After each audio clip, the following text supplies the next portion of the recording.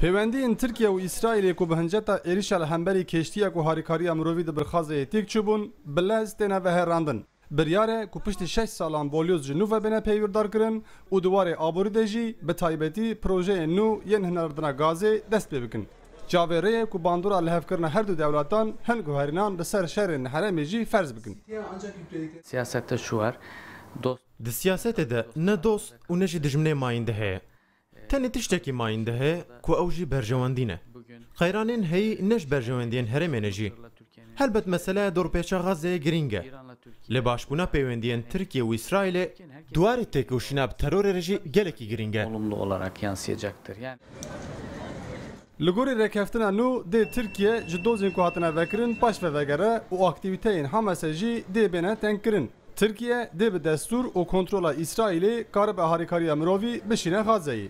Lê malbatên kesên ku jiyana xwe ji dest dabûn û hin derdorên oldar, bertek û protestên tund nîşan didin li hemberî rekeftinê.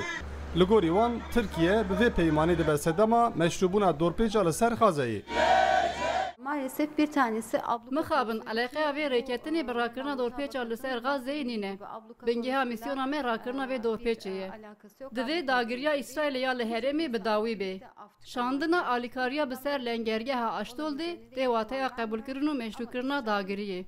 Derde İsrail eveku jivan dozen ku hatine vekirin rızgar bebe. beyan ediyor.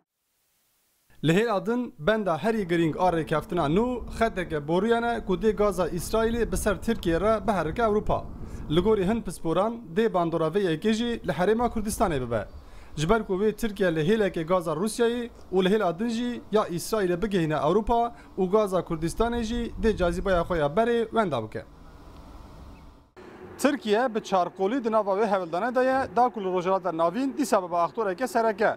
Tê gotin ku di vê pêvajoyê de jî wê dost û dijminatiya di nava gelek welatan da li ser bengehên nû bêne danîn. Ravîn Stêrk, Rûdaw, Stem.